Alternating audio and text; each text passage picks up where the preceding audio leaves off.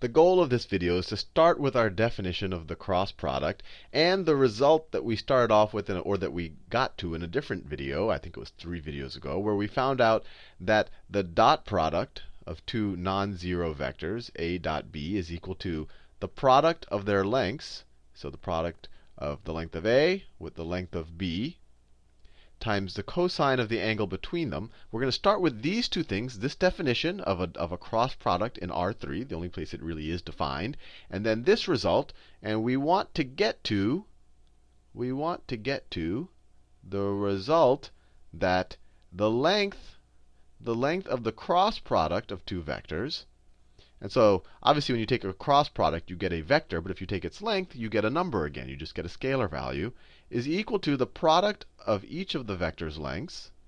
So the product of the length of a times the product of the length of b times the sine of the angle between them. Which is a pretty neat outcome because it kind of shows that they're two sides of the same coin. Dot product has cosine, cross product has sine. I'm sure you've seen this before well, you definitely have seen it if you watched my physics playlist. And I even do a whole video where I talk about the intuition behind what this really means. And I encourage you to rewatch that. And I'll probably do that again in the linear algebra context. But the point of this video is to prove this to you.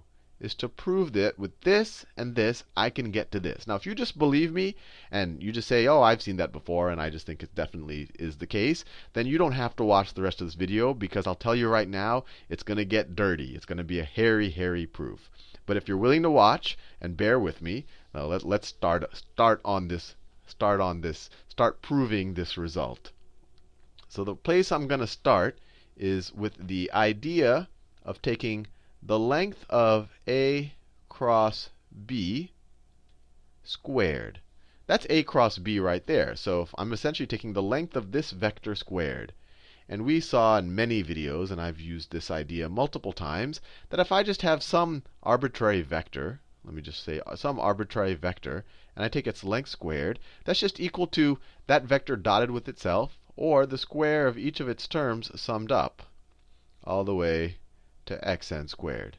So what will this be equal to? Well, this is just equal that vector, and we only have 3 components, so it's equal to the sum of the squares of each of these components. So it's equal to, let me write this down, it's equal to this term squared. So let me write that down. a2 b3 minus a3 b2 squared plus this term squared. So plus a3 b1 minus a1 b3 squared. And then finally, plus that term squared. So plus a1 b2 minus a2 b1 squared.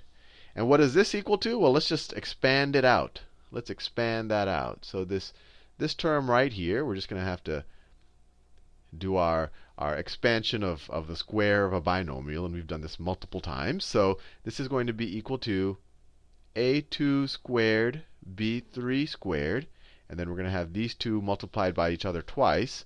So minus 2, I'm just multiplying this out. Minus 2 times a2 a3 b2 b3. I'm just rearranging them to get the order right. Plus a3 squared b2 squared, that term squared. And then I have to add this term, so plus a3 squared b1 squared minus 2 times both of these terms multiplied, minus 2 times a1 a3 b1 b3 plus that term squared, a1 squared b3 squared. And then finally, this term squared. So plus a1 squared b2 squared minus 2 times a1 a2 b1 b2 plus a2 squared b1 squared. So there you go. Now let's see if we can write this in a form. Well, I'm going to write this in a form that I know will be useful later. So what I'm going to do is I'm going to factor out the a2, a1, a3 squared terms. So I could write this as, let me pick a new neutral color. So this is equal to, if I just write a1 b1 squared. Where's my a1 squared terms? I got that one right there, and I have that one right there. So a1 squared times b2 squared plus b3 squared plus b3 squared. Good enough. Now where are my a2 squared terms? A plus a2 squared times, I have that one and that one. So times b1 squared, that's that, plus b3 squared, plus b3 squared. And then finally, let me pick another new color. Well, I can go back to yellow. Plus a3 squared times, well, that's that term and that term. So b1 and b2. So b1 squared plus b2 squared.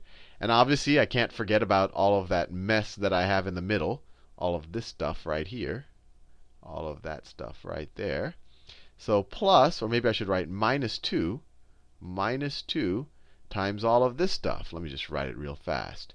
So it's a2, a3, b2, b3, plus a1, a3, b1, b3, plus a1, a2, a1, a2, b1, b2. There you go. Now let's put this aside for a little bit. Let me put this on the side for a little bit. We'll let that equation rest for a little while. And remember, this is just an expansion of the length of a cross b squared. That's all this is. So just remember that. And now let's do another equally hairy and cumbersome computation. Let's take this result up here.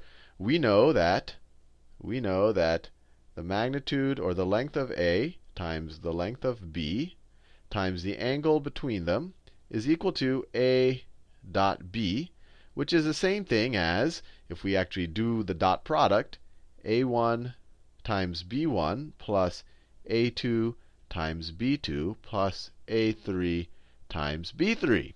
Now, for just to kind of make sure that I get to do the hairiest problem possible, let's take the square of both sides. So let's take a, if we square this side, you get a squared, b squared, cosine squared. Then you got a dot b squared, or you get this whole thing squared. So what's this whole thing squared? For me, it's easier to just write out the thing again. Instead of writing a square, just multiply that times a1 b1 plus a2 b2 plus a3 b3. And let's do some polynomial multiplication. So first, let's multiply this guy times each of those guys. So you have a1 b1 times, well, there, a1 b1. So you get, I'm going to do it right here. You get a1 squared b1 squared plus a1 plus this guy times this guy plus a1 a2 times b1 b2 plus this guy times that guy plus a1 a3 times b1 b3. Fair enough. Now let's do the second term. We have to multiply this guy times each of those guys. So a2 b2 times a1 b1. Well, that's this one right here. a2 b2 times a1 b1 I wrote it right here because this is really the same term, and eventually we want to simplify that. So that's that times that guy. Then we have this guy times that over there. So let me write it over here. So that's a2 squared b2 squared. Put a plus right there. And then finally, this middle guy times this third guy. So let me write it over here. Plus, so a2, a3, b2, b3. Now, we only have one left. And I'll do it in, maybe I'll do it in this blue color. I have to multiply this guy times each of those guys. So a3, b3 times a1, b1. That's the same thing as this term right here, right? Because you have a3, let me write it right here. You have a3, b3 times a1, b1, Then you have this guy times that guy, which is this, because it's a3, b3 times a2, b2. Let me put a little plus sign there. And then finally you have this guy times himself. So you have a3 squared, b3 squared. And so if you add up all of this business here, what do you get? What do you get? You get, I'll switch to another color. You have a1 squared, b1 squared, plus, and I'm doing these colors in a certain way on purpose, plus a2 squared, b2 squared, plus a3 squared, b3 squared, plus, and let me do it in this, I'll do it in white, plus, what do you have here? You have this term times 2. You have this term times 2. And then you have this term times 2. So plus 2 times a1, let me write that down, plus 2 times a1, a2, b1, b2, that's that term, plus this one right here, plus a1, a3, b1, b3. Finally, plus this one, a2, a3, plus b2, b3. And you might have noticed something interesting already. If you compare this term right here, if you compare that guy right there to this guy right there, they're the same thing. You have an a1, a2, b1, b2. a1, a2, b1, b2. This term and that term are the same. Let's look at the other terms. Let me pick a nice color. a1, a3, b1, b3. a1, a3, b1, b3. That term and that term is the same. And then finally, if you compare a2, a3, b2, b3. This shouldn't be a plus. This is just this one. So a2, a3, that's just, they're all multiplied. a2, a3, b2, b3. a2, a3, b2, b3. This term and this term is the same. And this expression, when we expanded it out, we have 2 times this, positive 2 times this. And this term, right here, when we expanded it out, we have minus 2 times this. So you might see, so let's see if we can simplify things a little bit. So what happens? What happens if we add this guy to this guy? Let's do it. Let's do it. So it's a little exciting. So we get a cross b, the length of that squared, and we're going to add to that this expression right here. So plus the length of a squared times the length of b squared times the cosine of the angle between them squared. What's that going to be equal? It's going to be equal to this thing plus this thing. And let's do a simplification. What's this thing plus this thing? Well, we already said that this is the minus 2 times this. This is the plus 2 times this. So this guy, let me be very clear. This right here is going to cancel out. When we add the two terms, is going to cancel out with this guy. These guys are going to cancel out. Thank God. Cancel, cancel out. Makes our life a little bit easier. And what are we left with? We're left with this right here plus that right there. So then we see we have an a1 squared term. So we just add the coefficients on the a1 squared. We add the coefficients on the a2 squared. And we add the coefficients on the a3 squared. And what do we get? We get a1 squared times this coefficient plus this coefficient. So you get b1 squared plus b2 squared plus b3 squared. Things are starting to look a little bit orderly all of a sudden. And then you have plus a2 squared times all of their coefficients added up. So b1 squared plus b2 squared plus b3 squared. And then finally, in yellow, you have plus a3 sorry, I'm trying to do that in yellow. You have a3 squared, and you have that. You have b1 squared, b2 squared, and b3 squared. So b1 squared plus b2 squared plus b3 squared.